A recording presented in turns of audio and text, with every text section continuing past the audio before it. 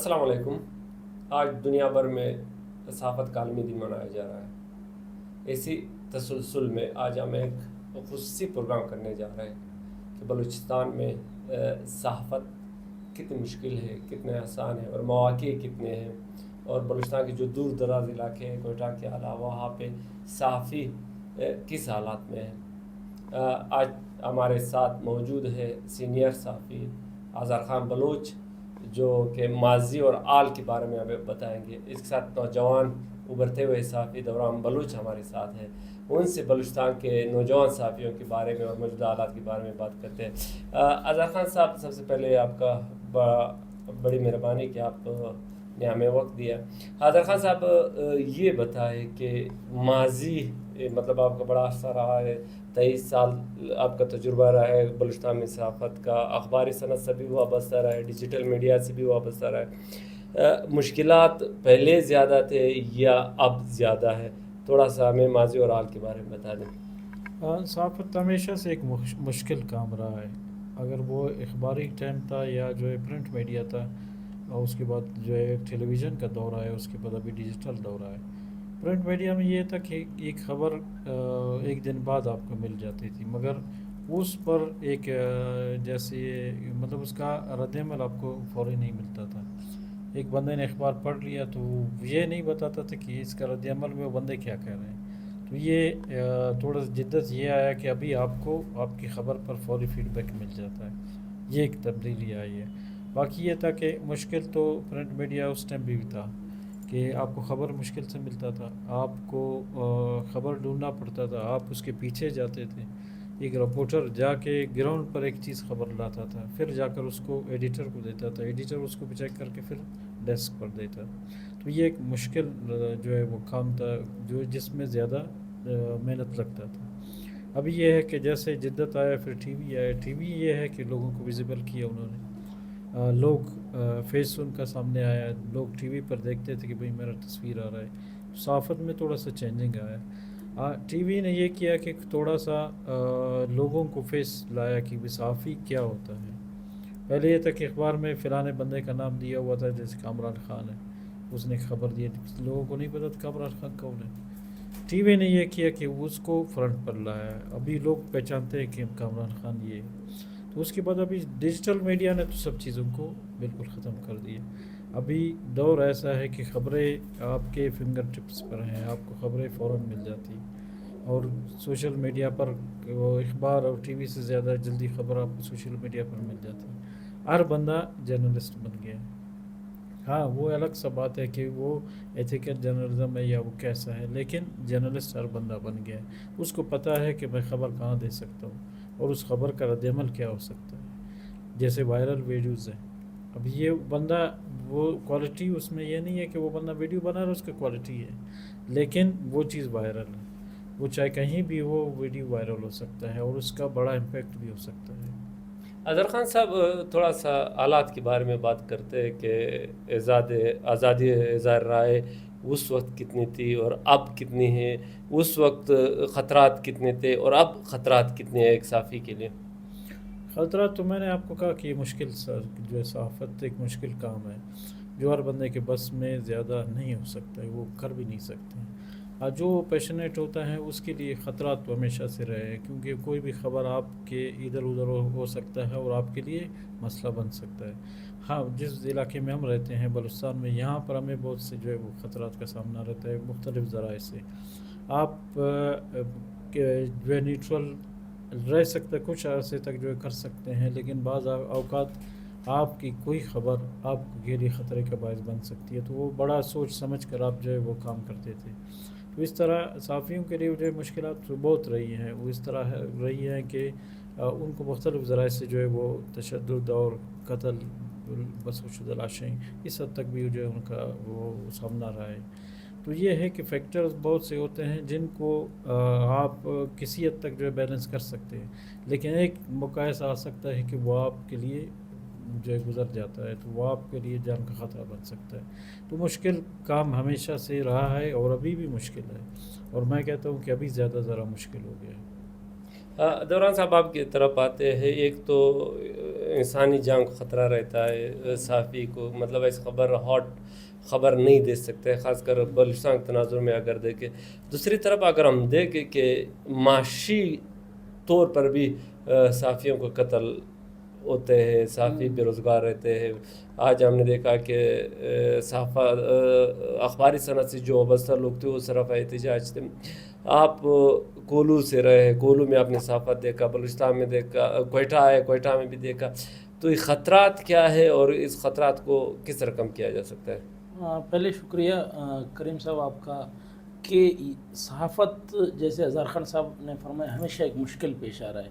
तो जितने backward areas हैं जहाँ हम कहें पसमानदा इलाके हैं, वहीं सहाफ़ियों के लिए वहाँ मसले भी बहुत ज़्यादा हैं। हमने जब सहाफ़त का आगाज़ किया 2015-16 में, हमने डिजिटल मीडिया उस टाइम नहीं हुआ करता था, इलेक्ट्रॉनिक मीडिया हुआ करता था, इलेक्ट्रॉनिक और प्रिंट से हमने आगाज़ किया। तो मुझे समझ नहीं आई आज तक कि सहाफ़त कैसा पेशा है जहाँ सहाफ़ी को लिया जाता है, एक कार्ड थमाया जाता है और एक माइक थमाया जाता है। जितने बैकवर्ड एरिया के हैं या रूरल एरियाज़ में लोग काम कर रहे हैं उनको कोई सैलरीज़ नहीं दी जाती है। बड़े बड़े इलेक्ट्रॉनिक मीडिया चैनल आज दिन तक करोड़ों रुपए के जो है वो उस पर उस सहाफ़ी के नाम पर कमाए जाते हैं, क्योंकि सहाफ़ी खबर दे रहा है तो चैनल चल रहा है। अगर जिस दिन सहाफ़ी खबर बंद करेगा चैनल तो नहीं चलेगा। तो उसमें उस सहाफ़ी का कोई पुरसाने हाल नहीं है।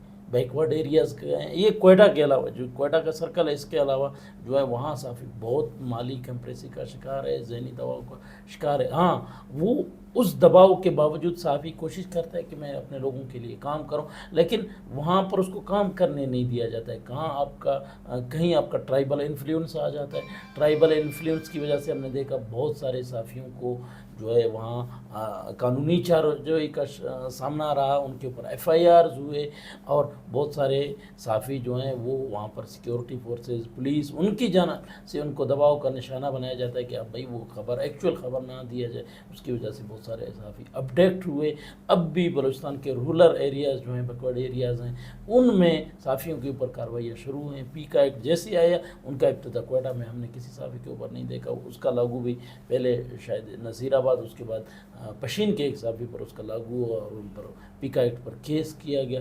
तो पीका एक्ट के तनाजुर में देखें सहाफ़त आजकल बहुत मुश्किलात का सामना है। एक तरफ माली, मुआशी, ज़हनी दबाव, टेंशन का सामना है, वहीं जो है आपको जो है कानूनी ख़तरा है। कोई भी लफ्ज़ आपका निकले और किसी भी आपका मुक़्तदर हल्का या कोई ताकतवर शख्स को जो है पसंद नहीं आया, उसकी बुनियाद पर आपको एक लीगल नोटिस भेज दिया जाएगा, उस पर FIR होगा। तो फिर कानून और अदालत के चक्कर काटने पड़ेंगे। मुआशी हालत का आपने सुना है, प्रिंट मीडिया का जो इंडस्ट्री है वो तो तबाह हो गया। अभी आज आपने देखा वो सहाफ़ी यूम सहाफ़त के रोज़ जहाँ उनको खुशी मनाना चाहिए था, यूम सहाफ़त को सेलिब्रेट करना चाहता, वहाँ वो लोग जो है वो अपने हकूक़ के लिए वो सरापा एहतजाज हैं। फ्रीडम ऑफ प्रेस की बात करें अगर बलूचिस्तान में, तो उसमें सहाफ़ियों के कत्ल के हवाले से बात करें तो अब 40 से ज़्यादा सहाफ़ी शायद बलूचिस्तान 45 बलूचिस्तान के जो रूरल एरियाज़ हैं, ज़्यादा कत्ल रूरल एरियाज़ में हुए हैं। खुजदार टॉप पर आता है, मुस्तंग में हुए हैं।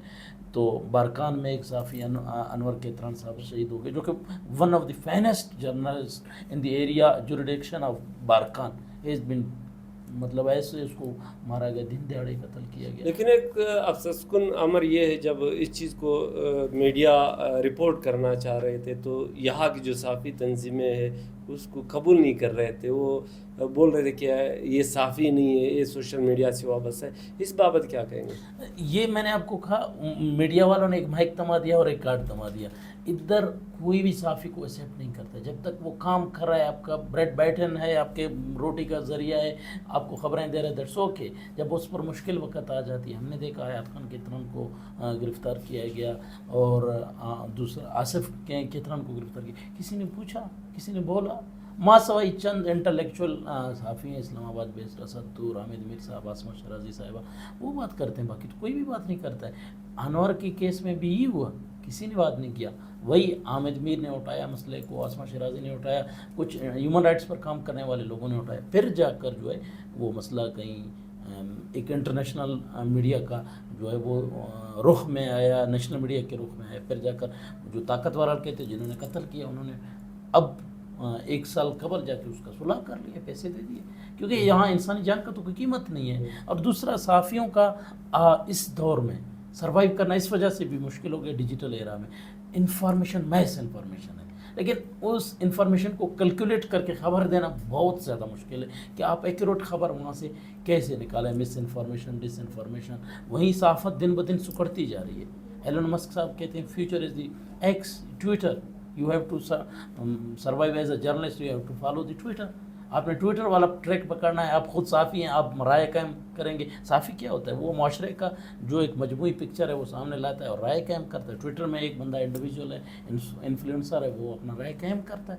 تو وہیں ان صحافیوں کو انفارمیشن کا بھی مسئلہ ہے، ٹیکنیکلی ساؤنڈ نہیں ہے۔ اب بیکورڈ ایریا کے صحافی کیا میٹرک یا ایف اے سی اس کے بعد کوئی ٹریننگ نہیں ہے، تو ان کے لیے ان چیزوں کو جانچنا، پیکا ایکٹ میں پھنس جانا ان کے لیے بہت زیادہ شکار ہوتے ہیں وہ صحافی، کہ پھر ان کا پرسنل کوئی نہیں ہوتا ہے۔ بائی دا وے صحافت از ویری ڈیفیکلٹ، یہ روز اول سے رہا ہے، on this era this is very difficult. Azhar Khan صاحب آپ کی طرف آتے، جس طرح ہم نے بات کی کہ استحصال تو صحافیوں کو ہوتا رہا ہے، ہم نے دیکھا کہ جو تنظیمیں ہیں صحافیوں کی وہ بھی کوئٹہ کے حد تک محدود ہے، اور ان کے ہر سال الیکشن بھی ہوتے ہیں اور وہ بھی ہوتے ہیں بلوچستان کا مطلب نام سے کوئی صحافتی تنظیم ہے، کوئٹہ کی صحافی اس میں ہوتے ہیں۔ ہم نے نہیں دیکھا کہ باہر سے کوئی صحافی آئے اس نے یہاں پہ ووٹ ڈالا، اس بابت آپ کیا کہیں گے؟ بالکل ایک المیہ ہے کہ بلوچستان یونین اب جرنلسٹ کا نام دیا جاتا ہے، لیکن اس میں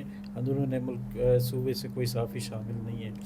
جو یہ لوکل صحافیوں کا جو ہمارے مقامی صحافی ہیں وہ بھی اعتراض کرتے ہیں کہ یار نام تو آپ نے بلوچستان کا رکھا ہے لیکن ہمیں اس میں کوئی شناخت نہیں ہے۔ تو اس میں یہ لوگ ایک وجہ یہ بتاتے ہیں کہ جو اندرون صوبہ جو صحافت کرتے ہیں، تو ایک تو معاش کا، جیسے دوران نے کہا کہ معاشی بہت بڑا مسئلہ ہے، تو یہ ایسے ہوتے ہیں کہ جو سرکاری جاب کرتے ہیں ساتھ میں جو ہے وہ صحافت بھی کرتے ہیں، تو ان کو یہ لوگ کہتے ہیں کہ ہم جو شامل نہیں کر سکتے ہیں، ایک وجہ تو یہ بھی کہہ سکتے ہیں۔ لیکن اگر جو جینین ہے، جو صحافت ہی کرتا ہے، جس کا جو ہے وہ ذریعہ معاشی صحافی ہے، تو ہونا تو چاہیے اس کو اس میں شامل کیا جائے تاکہ ایک مضبوط نمائندگی ہو۔ تو یہ صحافت میں آپ کہہ سکتے ہیں کہ ہر جگہ میں ایک لابی کا جو ہے وہ ہوتا ہے کہ جو اپنے مفادات کا تحفظ کرتا ہے۔ کوئٹہ ہے تو کوئٹہ مرکز ہے، یہاں پر جو ہے وہ منسٹر ہے، وزیر اعلیٰ ہے، تو پھر وہ وہاں تک ان کی رسائی ہے۔ ابھی جو بندور نے بلوچستان سے کوئی صحافی آئے گا تو اس کو تو وہ حیثیت نہیں دیں گے لوگ، نہ وہ مقام دیں گے۔ پھر یہ ہے کہ صحافت میں یہ ہے کہ کچھ لوگ آگے بڑھنا بھی چاہیں گے تو ان کو بعض جگہ میں رکاوٹوں کا سامنا ہوتا ہے۔ ہاں اب یہ ہے کہ ڈیجیٹل دور نے یہ کر دیا ہے کہ وہ لمٹس ختم کر دی ہے۔ کوئی ٹیلنٹڈ ہے، کوئی اپنا سیٹ اپ بنا سکتا ہے، بات کر سکتا ہے، لوگوں کے ساتھ جا سکتا ہے، تو وہ اس کو پھر کسی تنظیم یا کسی ادارے کا ضرورت نہیں ہے، وہ خود ہی انفلوئنسر ہے، وہ خود ہی سب کچھ ہے۔ اظہر خان صاحب، ایک تو ہوا کہ آپ ایک بااثر شخص رہے، صحافی رہے، مطلب سوشل میڈیا پہ، دوسری طرف ہم اگر دیکھتے ہیں کہ یہاں پہ الیکٹرانک میڈیا دم توڑ رہی ہے، وہاں پہ بے روز بند ہو رہا ہے۔ ایک تو یہ المیہ رہا ہے کہ یہاں پہ بے روز بنائے نہیں گئے، ایک بندے کو کہا گیا کہ آپ بے روز چیف ہے، باقی اس کے نیچے کوئی وہ ہے نہیں، حالانکہ دوسروں شہروں میں 5 6 بے روز کام کرے اور سینکڑوں صحافی کام کرے۔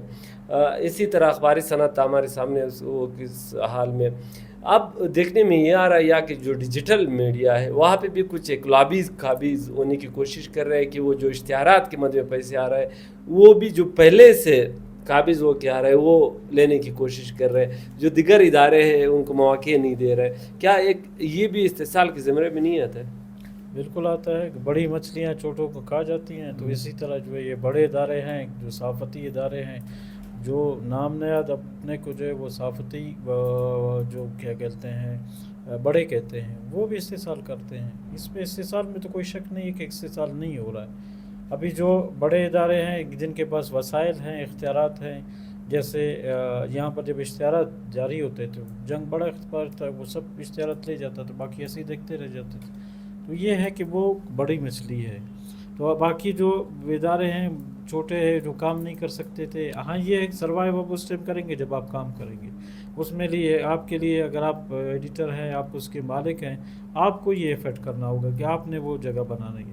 اگر آپ جگہ نہیں بنائیں گے تو بڑی مچھلی ہیں وہ اشتہارات لے جائیں گے, جیسے پہلے اشتہارات لے جاتے تھے ابھی بھی وہ اشتہارات لے جائیں گے, تو آپ اسی طرح بیٹھے رہیں گے. ہاں ابھی تک آپ اخبار کے جو ہے پیچھے پڑے ہوئے ہیں کہ اخبار ہم کریں گے, اس کو آپ ڈیجیٹل تو کریں, آپ اس کو سوشل میڈیا تک تو لے آئیں.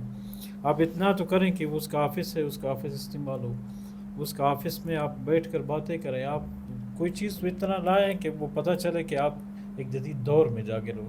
اب یہ اسی طرح ہے کہ جیسے کوئی جو ہے بندہ ابھی کہے کہ ابھی ریڈیو جو ہے وہ سنتا ہے, ٹی وی اور سوشل میڈیا سے میرا کوئی تعلق نہیں ہے, تو آپ سروائیو تو نہیں کریں گے. ریڈیو کا دور ختم ہو گیا, ٹی وی کا دور بھی آہستہ آہستہ جو ہے وہ آخری درجوں میں ہے, وہ بھی اینڈ ہو رہا ہے. تو ابھی ڈیجیٹل ہے. ابھی ہم 4G میں ہیں, جیسے سننے میں آیا کہ جو ہے وہ چین نے 10G کا جو ہے وہ اسٹارٹ کر دیے.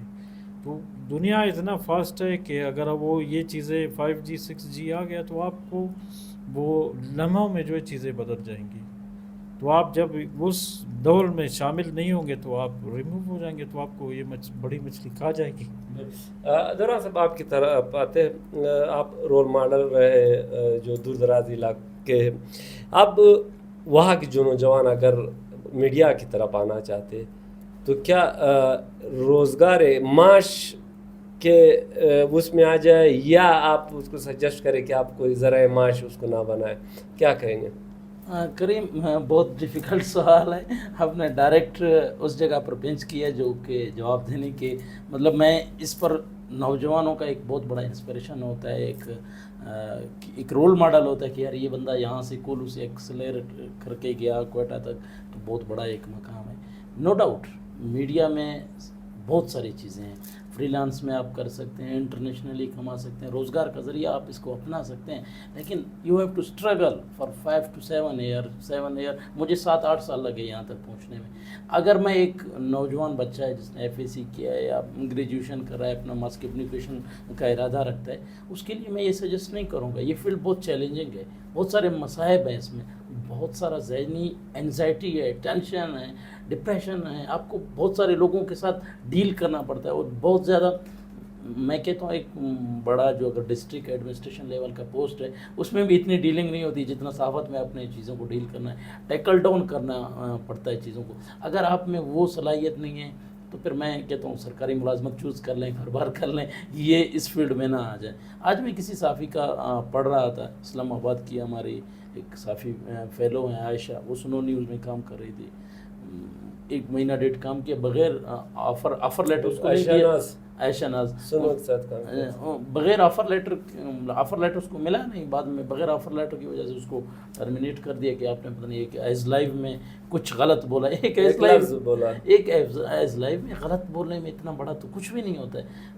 وہ صحافی اگر ایک ایز لائیو میں غلط بولنے کی وجہ سے اس کو نکال دیا جاتا ہے تو پھر میں کہتا ہوں سرکاری جاب پریفر کریں.